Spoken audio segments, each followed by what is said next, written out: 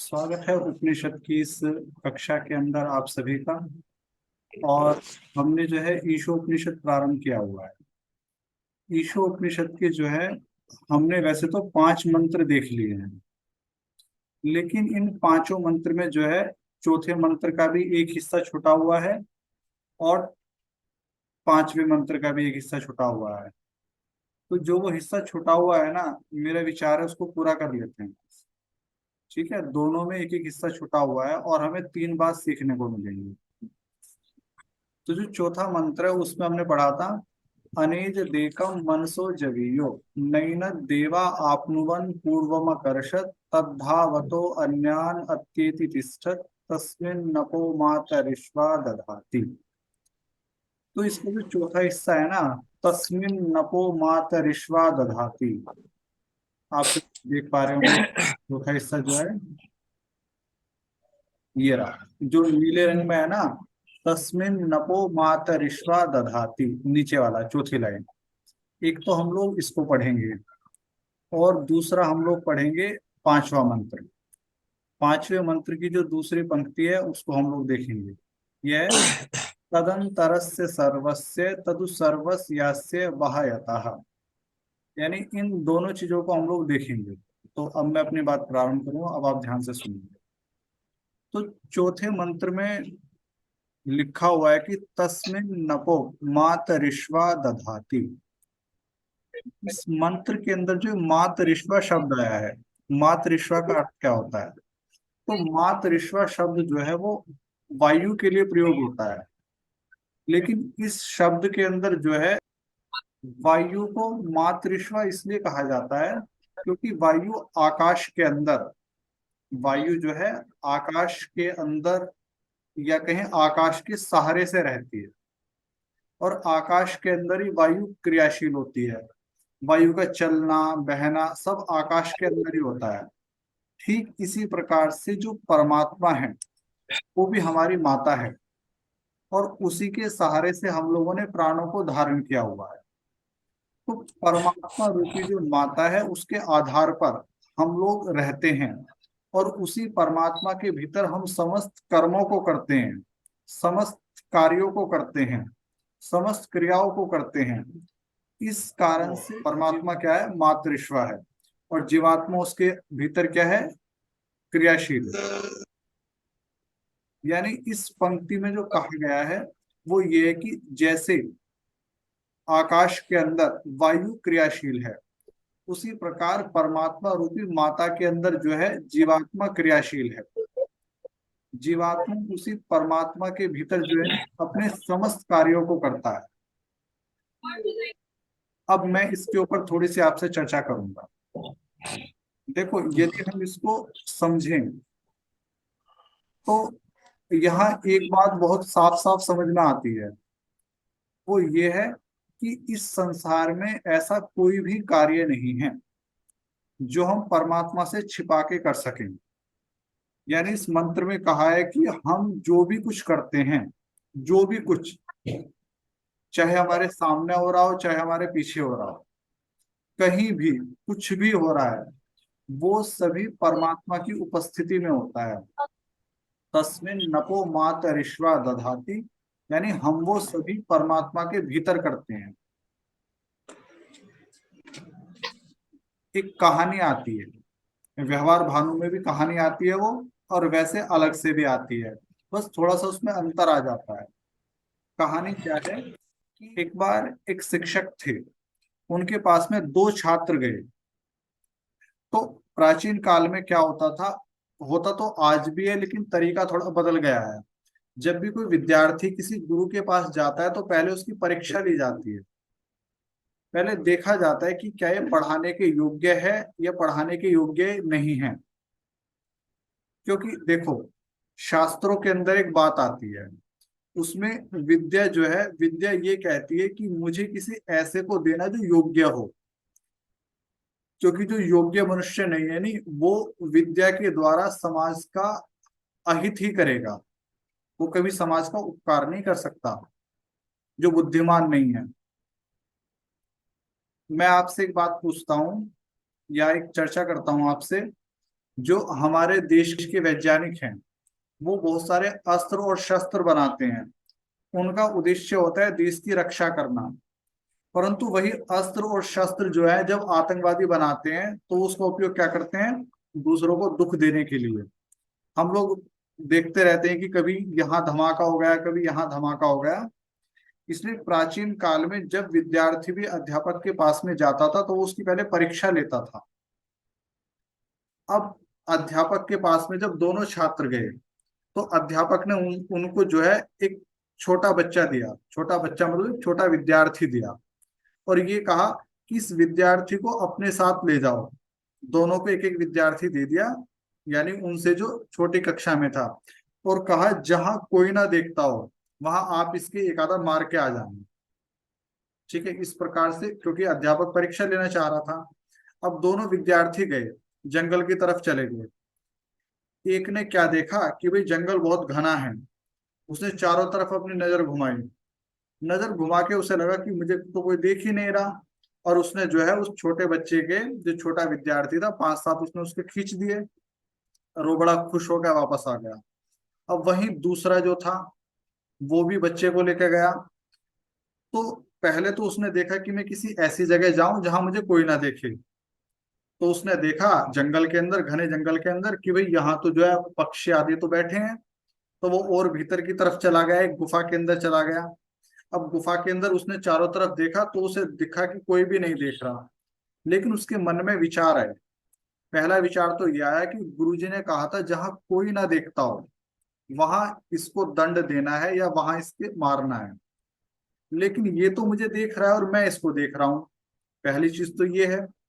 दूसरा, ऐसी कौन सी जगह है जहां परमात्मा ना देखता हो। तो वो उस बच्चे को ऐसे ही अपने साथ में लेकर आ गया। अब जब गुरुजी ने पूछा तो पहले वाले ने तो बड़ा खुश होकर बताया कि हाँ गुरुजी आपने कहा था, और मैं इसको जंगल में लेके चला गया, वहां कोई देखने वाला नहीं था और मैं तो काम करके आ गया। जब दूसरे से पूछा, दूसरे ने कहा गुरुजी आपने कहा था जहां कोई ना देखता हो। सबसे पहले तो ये मुझे देख रहा है और मैं इसको देख रहा हूँ, और दूसरा ये है कि वो परमात्मा तो सबको देख रहा है। तो ऐसी कोई जगह मुझे मिली ही नहीं जहां कोई ना देखता हो, इसलिए मैं तो इसको ऐसे लेके आ गया। गुरुजी ने पहले वाले से कहा कि तूने बुद्धि से कार्य नहीं करा, इसलिए तू पढ़ाने का अधिकारी नहीं है, या मैं तुझको पढ़ा नहीं सकता। लेकिन जो ये दूसरा वाला है, इसको मेरी बात समझ में आ गई। तो इस कहानी से क्या समझ में आता है कि ऐसा कोई भी स्थान नहीं है जहां पर परमात्मा ना हो। यानी सृष्टि के हर जगह परमात्मा है। इसलिए जब भी कोई भी कार्य करो तो ये विचार कर लेना कि परमात्मा देखता है। कई बार समाज के अंदर हमारे साथ बहुत से अन्याय हो जाते हैं और हम परेशान हो जाते हैं। देखो, परेशान होने की वहां भी जरूरत नहीं है, क्योंकि परमात्मा न्यायकारी है। जिस चीज का फल हमको समाज में नहीं मिला, नहीं उसका फल हमको परमात्मा देगा, यदि हमने काम किया है ठीक। यदि हमने ठीक प्रकार से काम किया है तो उस चीज का फल हमको परमात्मा देगा। और यदि हमने किसी को दुख दिया है तो वहां भी ये मत सोचना कि कोई नहीं देखता, उस चीज का दंड भी परमात्मा आपको देगा। इसी चीज को उपनिषद के चौथे मंत्र के अंतिम भाग में कहा है कि तस्मिन् को मातरिश्वा दधाति, कि वो परमात्मा जो है उसी के भीतर हम अपने समस्त कार्यों को करते हैं। समस्त क्रियाएं उसी के भीतर हो रही हैं, यानी वो हर एक क्रिया का साक्षी है। उपनिषद के अंदर एक बहुत प्यारा मंत्र आता है, और वेद के अंदर भी आता है, द्वा सुपर्णा संयुजा सखाया समानम। ये मंत्र जो है इसका अर्थ इतना ही है कि एक वृक्ष है और उस पर दो पक्षी बैठे हैं। एक पक्षी जो है वो तो उस वृक्ष के फलों को खा रहा है, और जो दूसरा पक्षी है वो खाली देख रहा है। तो ऋषि समझाते हैं कि वो जो वृक्ष है वो ये संसार है। वो वृक्ष क्या है, ये संसार ही एक वृक्ष है। और जो जो पक्षी उसके फलों को खा रहा है वो जीवात्मा है, क्योंकि इस संसार में जीवात्मा ही कर्मों को करता है और जीवात्मा ही उसके फलों को भोगने वाला है। और जो दूसरा पक्ष है वो परमात्मा है जो खाली देखता है। इसीलिए मंत्र के अंदर ये बात कही गई है कि तस्मिन नपो मातरिश्वा दधाति, कि आपके समस्त कार्यों का परमात्मा साक्षी है। इसलिए मेरे भाई कुछ भी करने से पहले विचार कर लिया करो, ये मत सोचा करो कोई नहीं देख रहा है। ठीक। और यदि आप कोई भी गलत कार्य ये सोच के करते हो कि कोई नहीं देख रहा, यानी कोई पुलिस वाला नहीं देख रहा इसलिए मैं चोरी कर दूं, या कोई और मनुष्य नहीं देख रहा इसलिए कोई विद्यार्थी नकल कर ले, भाई मास्टर जी तो देख नहीं रहे, तो हमेशा ये ध्यान रखना कि परमात्मा जो है नहीं वो सब कुछ देखता है। वो आपके हर अच्छे को भी देखता है और आपके द्वारा किए गए हर गलत कार्य को भी देखता है। इसलिए पहली सीख क्या है, देखो व्याख्या तो मैं कितनी ही लंबी कर सकता हूँ चीजों की, लेकिन हमें सार लेना है। सार ये है पहले चौथे मंत्र के अंतिम पंक्ति का, कि परमात्मा आपके हर कार्य को देखने वाला है, इसलिए सोच और समझ के ही करना कुछ भी कार्य। तो मैंने ये चौथे मंत्र की जो है अंतिम पंक्ति आपको समझा दी। अब पांचवा जो मंत्र है उसकी ये पंक्ति रह रही है, जो कि आपके सामने है और आप लोग इसको देख भी रहे होंगे। ये जो पंक्ति है पांचवें मंत्र की, और इसमें कहा गया है कि तदंतरस्य सर्वस्य तदु सर्वस्य यास्य बाह्यतः। ठीक है, दिखाई दे रही होगी आपको पांचवी पंक्ति जो है। इसको हम दो भागों में तोड़ते हैं। पहला भाग क्या है, इस मंत्र की पंक्ति का पहला भाग है तदंतरस्य सर्वस्य, ये वाला, ये है पहला भाग, तदंतरस्य सर्वस्य। इसका मतलब क्या है कि तत् अंतः अस्य सर्वस्य, कि जो परमात्मा है वो सबके अंदर है, यानी परमात्मा जो है सबके भीतर है, कोई भी स्थान उस परमात्मा से रिक्त नहीं है।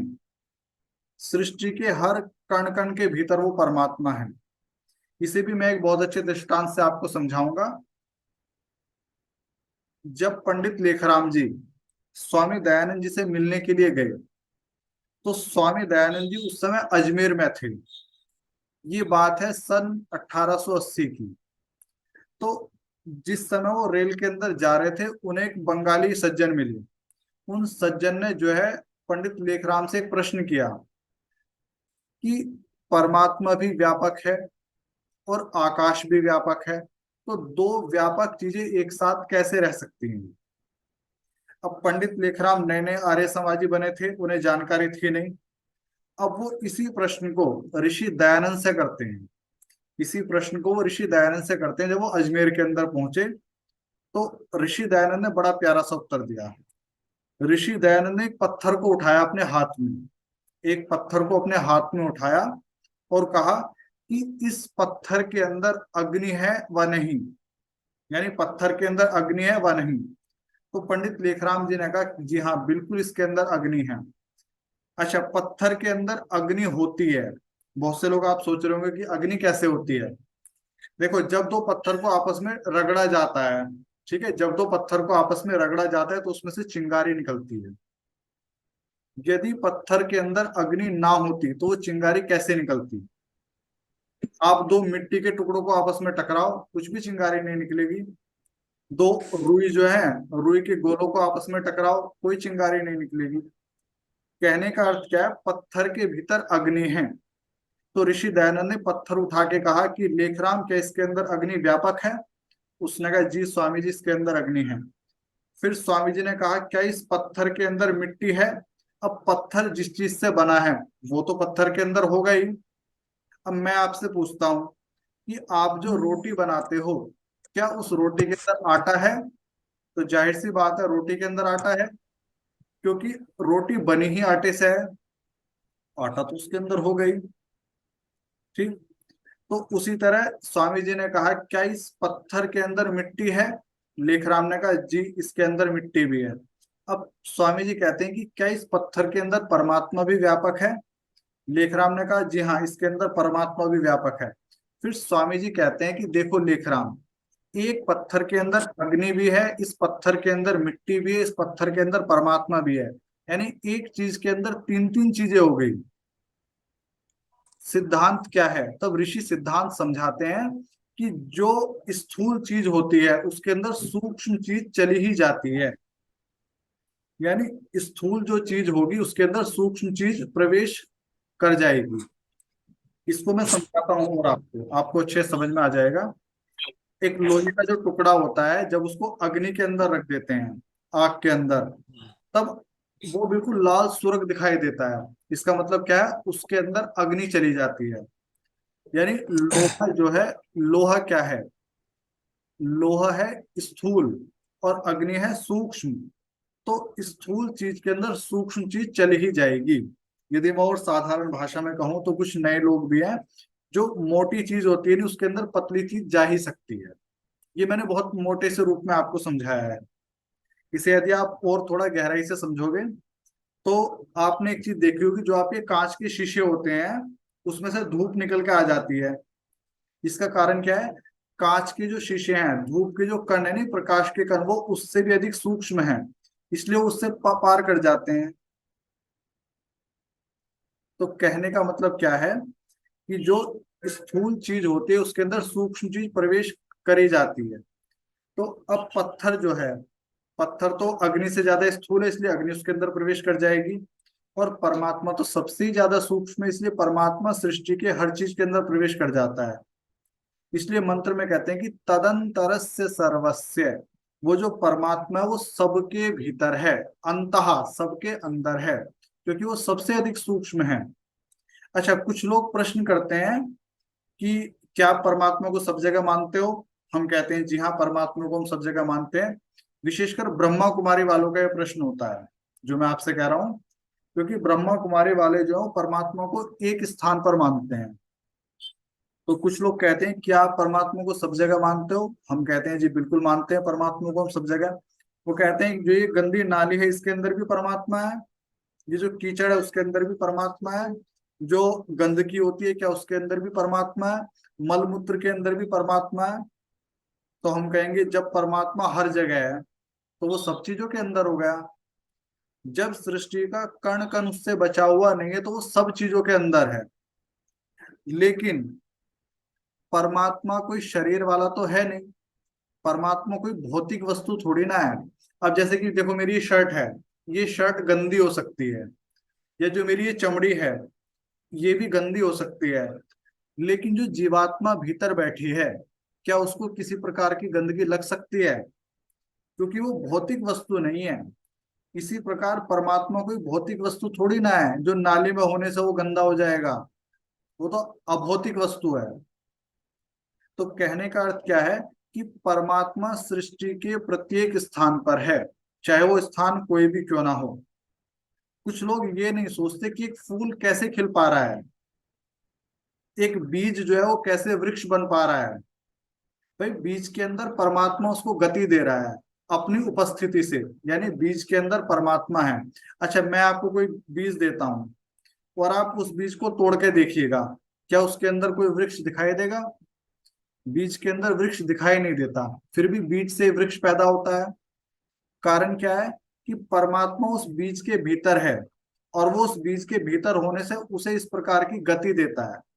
बीज के अंदर वृक्ष बनने का गुण तो है, लेकिन जब तक परमात्मा उसको भीतर से उस प्रकार की गति ना दे तब तक वो वृक्ष बन नहीं सकता। तो जितने पुष्प खिल रहे हैं, जितने फल पक रहे हैं, ठीक, जितना भी विकास हो रहा है वो सभी परमात्मा की उपस्थिति के कारण ही है। क्योंकि परमात्मा का कार्य ही है संसार को गति देना, संसार को चलाना। तो ये दूसरी पंक्ति भी शायद आपको समझ में आ गई होगी, तदंतरस्य सर्वस्य, कि जो परमात्मा है वो सारे संसार के भीतर विद्यमान है। अब अंतिम पंक्ति क्या है, तदु सर्वस यास्य बहायतः, कि जैसे परमात्मा सारे संसार के भीतर विद्यमान है उसी प्रकार वो सारे संसार के बाहर भी उपस्थित है। बात समझे। जैसे परमात्मा सारे संसार के भीतर विद्यमान है उसी तरह वो सारे संसार के बाहर भी विद्यमान है। यानी ये जितना भी आप संसार देख रहे हो ये सभी परमात्मा के भीतर ही है। वो संसार के भीतर भी है और वो संसार के बाहर भी है। पहले मंत्र में हमने पढ़ा था ईशावास्यम इदम सर्वम, यानी जो परमात्मा है उसने ही सारे संसार को ढका हुआ है। आच्छादित किया हुआ है, वो हमारे चारों तरफ विद्यमान है। जिस तरह भीतर है उस तरह बाहर भी वो है। और उसका विस्तार क्या है, परमात्मा का विस्तार क्या है, उसके संबंध में मैं आपको एक बहुत ही प्यारी सी कथा सुनाता हूँ। देखो, मैं हमेशा इस बात को आपसे कहता हूँ, कहानियों का उद्देश्य जो है वो खाली शिक्षा देना होता है। अब मैं कहानी चाहे कुरान से सुनाऊं चाहे पुराण से सुनाऊं, आपको ध्यान देना है उस शिक्षा के ऊपर। तो एक बहुत ही प्यारी सी कथा आती है पुराण के अंदर। कथा इस प्रकार है कि प्राचीन समय में एक राजा हुए हैं, उनका नाम था राजा बलि। बलि की विशेषता क्या थी कि वो बहुत ही अधिक दानी थे, दान बहुत अधिक दिया करते थे राजा बलि जो थे। और उनका साम्राज्य भी काफी बड़ा था। अच्छा, बलि का यदि आपको परिचय जानना हो तो मैं बताता हूँ। अभी होली का त्योहार आया था, तब एक कथा आई थी होली के ऊपर। कथा किसकी आती है? प्रहलाद की कथा आती है। तो जो प्रहलाद हुए हैं, प्रहलाद बलि के दादा थे, यानी बलि क्या थे, पौत्र थे प्रहलाद के पुराण के अनुसार। तो राजा बलि जो थे वो भी अपने दादा की भांति बहुत अधिक दान पुण्य क्या करते थे। लेकिन जैसे कि जो राक्षस प्रवृत्ति के लोग होते हैं, असुर प्रवृत्ति के लोग होते हैं। अब देखो, हमेशा एक बात ध्यान रखना कि अच्छा व्यक्ति कहीं भी जन्म ले सकता है। ये जरूरी नहीं है कि मतलब माता पिता यदि अच्छे नहीं है तो संतान अच्छी नहीं होगी। आपने मुगलों का पूरा इतिहास देखा है, उस इतिहास में बाबर से लेकर औरंगजेब तक सारे ही दुष्ट पैदा हुए हैं। लेकिन एक नाम उनमें भी आता है, दारा शिकोह का नाम आता है, जो कि औरंगजेब का सबसे बड़ा भाई था, शाहजहां का सबसे बड़ा बेटा था। उसने ही उपनिषदों का जो है फारसी और अरबी भाषा में अनुवाद कराया। तो इसी तरीके से बेशक राक्षसों का राज था, लेकिन उनमें ही जो है प्रहलाद का जन्म भी हुआ है, और उन्हीं राक्षसों में बलि का जन्म भी हुआ है। तो बलि जो है स्वभाव से ही बहुत अधिक दान पुण्य करने वाले थे, लेकिन राज्य के विस्तार की कामना उनके भीतर भी थी। तो उन्होंने राज्य का विस्तार किया, और राज्य का विस्तार उन्होंने इस तरीके से किया कि इस पृथ्वी का समस्त राज्य उन्होंने जीत लिया। कथा कहती है कि उन्होंने स्वर्ग का राज्य भी उन्होंने जीत लिया। अब बलि तो अच्छे थे, लेकिन नीचे का जो उनकी व्यवस्था थी वो तो राक्षसों की ही थी। वो लोगों को सताने लग गए। अब जो देवता लोग थे वो विष्णु जी के पास गए। उन्होंने विष्णु जी से प्रार्थना करी कि देखो, इस प्रकार जो है बलि का सारे संसार में राज्य है। बलि तो ठीक है, लेकिन बलि की जो व्यवस्था संभालने वाले जो उसके अफसर हैं, जो सारे लोग हैं, व्यवस्था करने वाले सैनिक हैं, वो बड़े दुष्ट हैं। तो आप कुछ करिएगा। तो इसके अंदर एक कथा आती है विष्णु के वामन अवतार की। देखो, मैं फिर कहता हूं, मैं अवतारवाद नहीं मानता, लेकिन मैं खाली आपको समझा रहा हूं। अंत में जो सार है उसको आपको लेना है। तो विष्णु ने जो है वामन का अवतार धारण किया। वामन का अर्थ होता है छोटा, जिसको हम कहते हैं बोना। ठीक। तो बलि ने जो है राज्य जीत लिया, उसका अहंकार। अब दान देता था तो दान देने का भी अहंकार बलि के अंदर। तो बलि ने बहुत बड़ा यज्ञ का आयोजन करा। उसी यज्ञ के अंदर जो है वामन भी गए, यानी जो ब्राह्मण के वेश में जो वामन थे वो भी गए। तो बलि ने राज्य के जो यज्ञ था, यज्ञ की समाप्ति के पश्चात सबको बहुत अधिक दान पुण्य दिया। तो धीरे धीरे उसने सब ब्राह्मणों को विदा कर दिया। अब नंबर आया वामन का। तो बलि ने इनसे कहा कि हाँ, हे ब्राह्मण देवता, आपको क्या चाहिए? उन्होंने कहा, जो मैं आपसे मांगूंगा क्या आप मुझको दोगे? बलि ने कहा, बेशक। आपने देखा नहीं है, जितने मेरे पास में आए मैंने सबको दिया है। किसको मैंने वापस भेजा है? मैंने सबको दिया है, जो जो जिसने मांगा। तो मैं आपको भी दूंगा। तब उसने कहा, विचार कर लीजिएगा, कभी आप बाद में फिर जाएं। बलि ने कहा, देखो, मैं आज तक नहीं फिरा हूं, तो आज क्या मैं फिरूंगा? आपको जो मांगना है आप कहिएगा, आपको मिल जाएगा।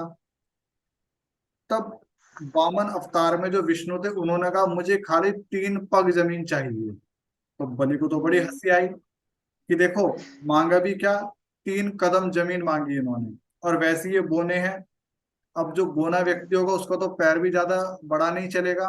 भाई कितनी जगह नाप पाएगा वो? ज्यादा नहीं नाप पाएगा।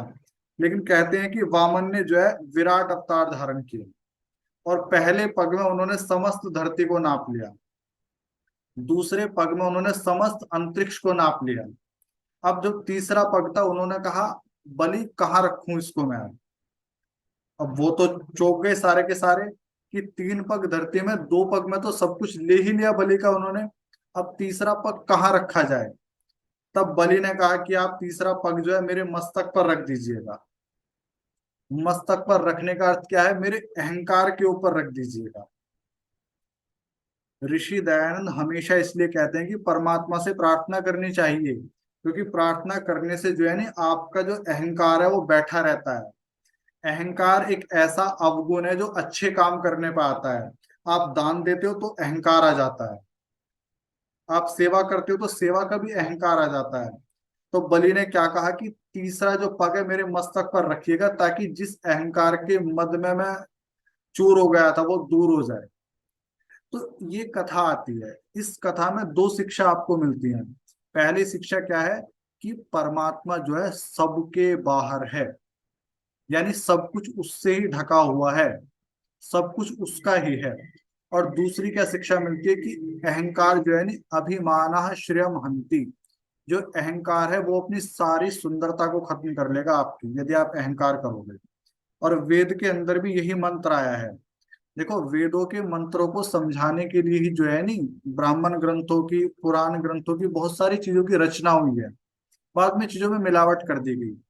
वरना वेद का जो पुरुष सूक्त है उसके अंदर मंत्र आता है कि एतावानस्य महिमातो ज्यायांश्च पुरुषः पादो अस्य विश्व भूतानि त्रिपादस्य अमृतम दिवि, कि परमात्मा का जो एक हिस्सा है उसके अंदर सारा संसार समाया हुआ है, और उसके 3 हिस्से तो खाली ही रह जाते हैं। यानी जो आप देख रहे हो ना, ये धरती, ये सूर्य, ये हजारों करोड़ों लाखों अरबों तारे, इतने आकाश गंगाएं, ये तो परमात्मा के एक ही हिस्से के अंदर हैं, 3 हिस्से तो उसके खाली हैं। पादो अस्य विश्व भूतानि, देखो संस्कृत के अंदर जो है पाद शब्द आता है। पाद का अर्थ होता है चौथाई हिस्सा। जैसे कोई एक चीज है उसके 4 हिस्से होते हैं तो संस्कृत में चौथाई हिस्से को पाद कहा जाता है। तो पादो अस्य विश्व भूतानि, कि परमात्मा के एक हिस्से में सारा संसार, सारा ब्रह्मांड, करोड़ों आकाश गंगाएं सब कुछ है, और बाकी एक हिस्सा तो उसका खाली ही रह जाता है। तो अब समय भी लगभग हो रहा है तो मैं ज्यादा विस्तार नहीं दूंगा, बस मैं आपको सार रूप में यही समझाता हूँ कि हमने 2 चीज पढ़ी हैं। तस्मिन नपो मात ऋष्वा दधाति, एक पढ़ा है तदंतरस्य सर्वस्य, दूसरा तदु सर्वस्यास्य बहायतः। पहले में ये कहा है कि परमात्मा आपके हर कार्य को देखने वाला है, इसलिए सोच समझ के करना। और दूसरे में ये कहा है कि परमात्मा सृष्टि के भीतर भी है और परमात्मा सृष्टि के बाहर भी है।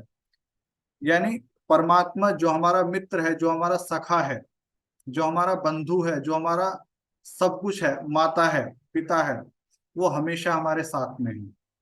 इसलिए जीवन में कभी घबराना नहीं है, और वो साथ में है ये समझ के जीवन में कभी गलत भी नहीं करना है, क्योंकि वो न्यायकारी है। अच्छा करोगे फल देगा ही देगा, और यदि गलत करोगे तो दंड भी देगा ही देगा। तो इसी के साथ मैं वाणी को विराम देता हूँ। ओम शम